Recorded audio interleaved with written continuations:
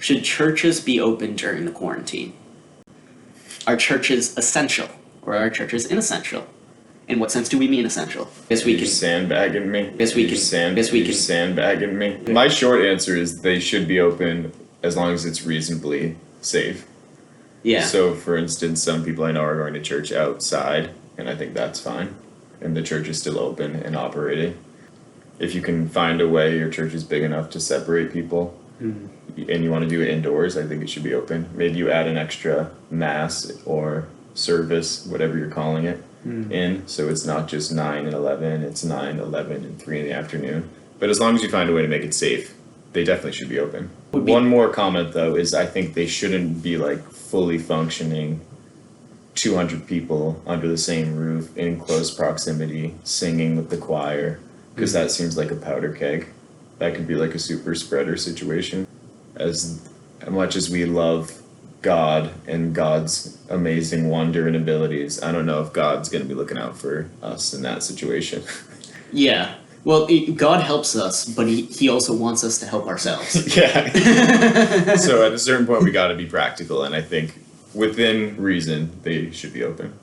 Yeah, I believe they should be open, just like Patrick, if they're safe. And I think it's pretty easy to remain safe, whether or not you limit the amount of people that can go to the mass, or if you said, like, as you said, if they're outside.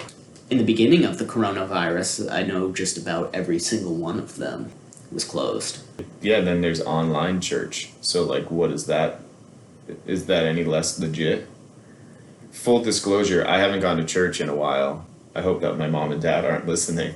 and it was like a large incentive for me, asking myself, oh, maybe I actually will go to church now that it's online, because then I can like get my foot in the door at a church and not have to be this random guy in his 20s who like clearly doesn't belong. And I don't know, I'm just, as you might be able to guess from that comment, a little self-conscious, and being online made it seem more appealing to me, but then it seems less authentic. Yeah, because I believe there's something important about the structure Going itself. into the temple. Going there, talking with people you don't know. Online, that doesn't happen. So you lose the community aspect. I mean, similar with universities. If it's all online, then you're not engaging with your peers, which I believe to be the most important thing. Yeah. Well, then there's the second question about, are they essential? Yeah, is a church essential? I think church is essential for many different reasons. It's essential in the sense that it offers community to people, and people need to be part of communities, thrive in communities, live in communities, because the need for community is one of the fundamental needs for the soul, or needs of the soul. So we need that. I guess the question is, the community that is provided by the church, can that be fulfilled by other communities? So what is it that a church offers that other communities don't offer? Well, it offers a tradition. It has its text. We have the Bible. And everybody comes there and they're unified based off of this text that they're reading, that they believe in. You also have the leadership available to you by the priest, pastor, minister, what have you, that is supposed to offer you guidance. So I think a lot of people go to church. I think the primary reason is for community, but it's also for that stern type of guidance that I would be much more comfortable talking to a priest or pastor in person than, say, sending them an email or having a Zoom meeting. There's a lot more you can uncover in person. I think I viewed the essential question from the tax-exempt angle. So I think that there is an understanding in our country that if a church is tax exempt, it's providing a service for our community that otherwise someone else would have to be picking up the slack if they weren't around. So in that sense, they're essential. And then you probably described it a little better than I did. What services are they providing? It's like the essential spiritual nourishment, I guess, of people. And it isn't even just churches, it could be temples or mosques. But I do think any sort of like house of worship is an essential aspect of a lot of people's lives. Like, they're more essential than schools in some sense. Yeah, in some sense. It's just like for maybe a person's like need that day. Maybe not necessarily the long-term fortune of our community and society. Like schools are probably more important. As someone who's taught, I felt kind of guilty even making that suggestion. But I mean, for someone's like immediate needs in the middle of a pandemic, I would argue that, yeah, going to church and being around people who care about you and who like want what's best for everyone Yeah. is maybe one of the most essential things that you could get right now. Yeah. I mean, on the issue of education and churches, there's controversy right now with both, whether either should be open. The issue of churches is more complicated because just as a nation, our relationship to the church has a huge part in many people's lives. It doesn't have any part in other people's lives. And even though me and you both have a considerable respect for religion, and we read our religious texts here on our own and such, and we speak about it together, neither of us go to a church. So if you see as the church being intimately related with the question of salvation, if there's no salvation outside of the church, then yeah, the church is super essential. But if you believe that you can find Jesus on your own, talk to people in your house, your family and everything, and get to the same place, that might be all right too. But I think there's a kind of crisis right now, or at least I experience this crisis, or I have suffered from it. Is the church needed for salvation? Like I just asked, is the church necessary? There's been a loss of trust, especially in the Catholic Church, in the past 30 to 50 years regarding all the controversies with the priests and whatnot. Yeah. Well, I would say the answer to the question, is the church needed for salvation, is similar to what I would say, like, is the government needed for our security? Like, in an ideal world where it's operating in the best version of itself, then yeah, it is. Like, because a church in its best form can do stuff that no other like community can really do.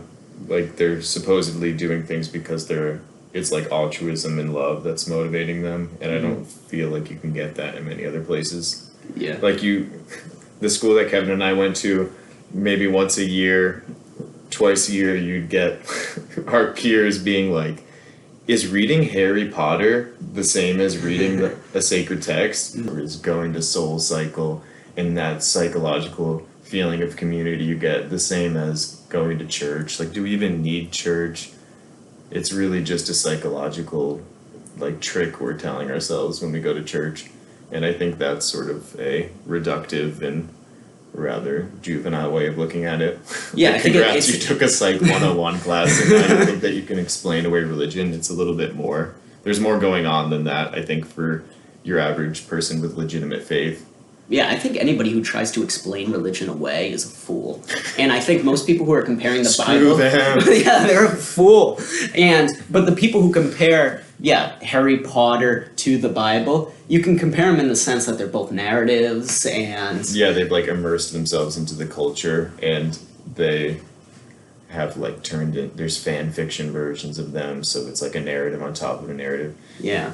But then one claims to be doing a hell of a lot more than the other. Yeah. Harry Potter is not the Bible. It's not a religious text. Is I think Shakespeare the Bible? Like, that's what someone would say. Yeah, so, all But these... the answer's no. I would say a hard no for all of them. Yeah, hard no. The Quran is the Bible.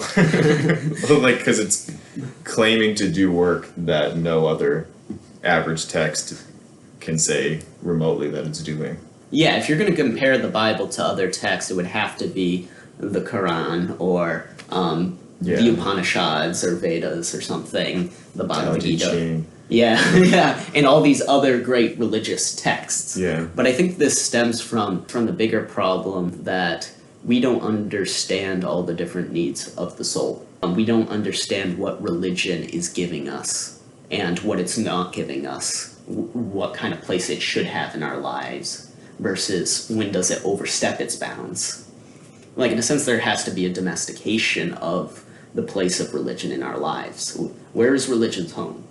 And I think it really does come to these fundamental concepts of salvation, self-renunciation, humility, experiencing the mystery of God, Also, the concepts of God and soul and morality.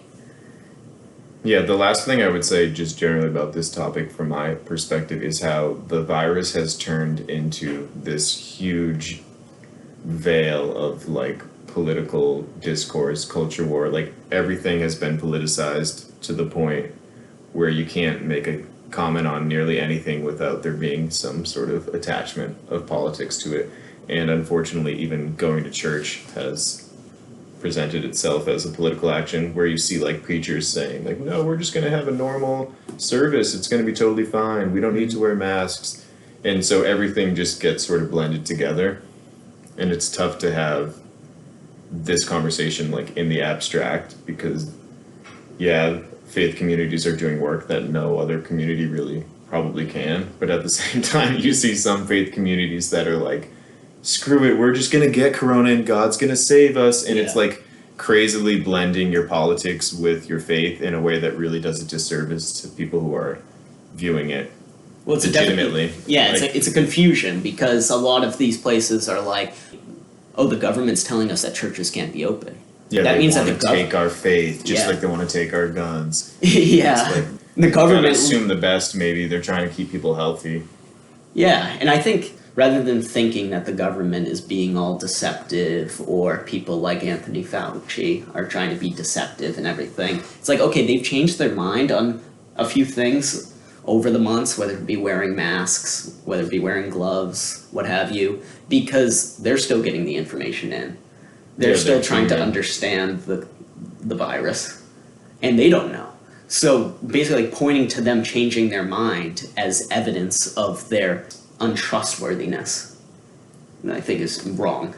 And the churches that are just basically opening to spite the government or point to it as the government being evil and against the church, like, I'm not looking for a holy war, and I don't think the government's looking for a holy war. I think, like you said, they're just trying to keep everyone safe. And if churches are going to open, do it safely. Please wear masks. Please wear masks.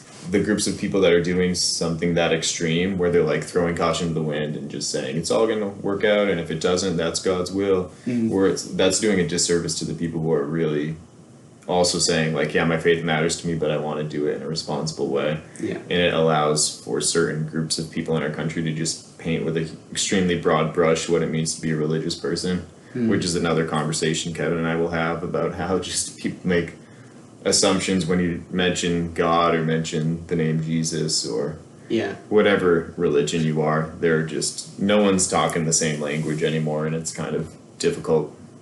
But basically, to sum it up, yes, we both believe that churches should be open during this time.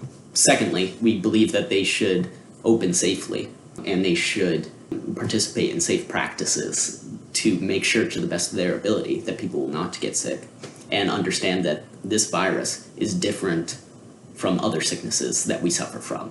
And then the third thing is just that churches offer something that's essential to the human being, or religion does. And the kind of community that a church is supposed to cultivate, create, is different from other communities. It's different from your Harry Potter reading group. It's different from working out with your friends. It's different than going to the coffee shop. Churches, great thing. All right, hopefully we can cut this down into a coherent message. We'll try to uptick our videos. We've been passing ships in the night this month so far, so we'll do more videos soon. Thank you. Bye, guys.